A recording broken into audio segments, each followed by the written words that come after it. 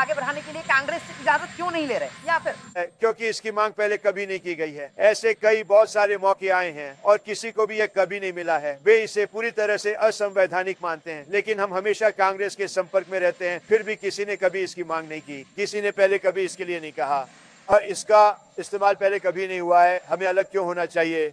कल CENTCOM commander यहाँ आए थे, क्या वह आपको किसी अलग रणनीति के बारे में जानकारी दे रहे थे? विकल्प, किस तरह के विकल्प? ये पहले से किस तरह अलग होगा? हमारे पास कुछ विकल्प तो हैं। क्या हमें उन पर हमला करके उनका खात्मा कर देना चाहिए या फिर उनके साथ समझौता करना चाहिए? बस यही विकल्प हमारे सामने है। उन्हें मिटाना चाहते हो? मैं ऐसा नहीं करना चाहूंगा, इंसानियत के नाते मैं ऐसा नहीं करना चाहता, लेकिन यही विकल्प है। क्या हम पूरी ताकत के साथ वहां जाकर उन्हें उड़ा देना चाहते हैं या हम कुछ और करना चाहते हैं? उनका नेतृत्व तो बहुत बिखरा हुआ है, जैसा कि आप समझ सकते हैं पीटर, बहुत ही बिखरा हुआ है। मेरा मतलब है वे उनकी आपस में नहीं बन रही है और यह हमें एक मुश्किल स्थिति में डाल देता है। एक गुट एक खास समझौता करना चाहता है, दूसरा गुट एक अलग समझौता करना चाहता है जिसमें कट्टरपंथी भी शामिल हैं। कट्टरपंथी भी समझौता करना चाहते हैं। क्यों न करे? न नौसेना है, न वायुसेना, न विमान रोधी प्रणाली, उनके पास कुछ भी नहीं है।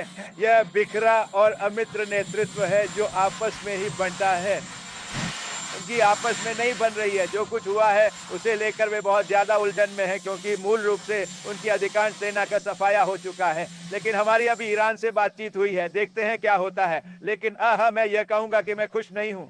क्या अब उनका नेतृत्व बहुत असंगठित है। वे आपस में बहुत बहस करते हैं। वे वापस आते हैं तो एक कुछ कहता है, दूसरा कुछ और। वे बहुत उलझन में हैं।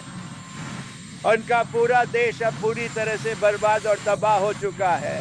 उनकी नौसेना और वायुसेना पूरी तरह से नष्ट हो चुकी है। उनके बहुत सारे सैनिक अब इस दुनिया में नहीं रहे। उन्हें सही समझौता पेश करना होगा। फिलहाल वे जो पेशकश कर रहे हैं उससे मैं संतुष्ट नहीं हूं। हमें पाकिस्तान और इस्लामाबाद के लिए बहुत सम्मान है और प्रधानमंत्री तथा फील्ड मार्शल के लिए बेहद सम्मान है और वे हमारे साथ काम कर रहे हैं। वे हमारे साथ काम करना जारी रखे हुए हैं। लेकिन यह सफर बहुत लंबा है और हम अभी बातचीत अभी सब कुछ फोन पर ही कर रहे हैं। उन्होंने काफी प्रगति की है, लेकिन मुझे यकीन नहीं है कि क्या वे कभी उस मुकाम तक पहुंच भी पाएंगे। जो वहाँ भारी कलह है, वहाँ बहुत ज्यादा ईरान में उन्हें एक दूसरे के साथ तालमेल बिठाने में भारी समस्या हो रही है। नेतृत्व बहुत बिखरा हुआ है। इसमें 2 से 3 समूह हैं, शायद 4, और ये बहुत ही बिखरा हुआ नेतृत्व है। और इसके बावजूद वे सभी समझौता करना चाहते हैं, लेकिन वे सब बुरी तरह उलझे हुए हैं। Subscribe to One India and never miss an update. Download the One India app now.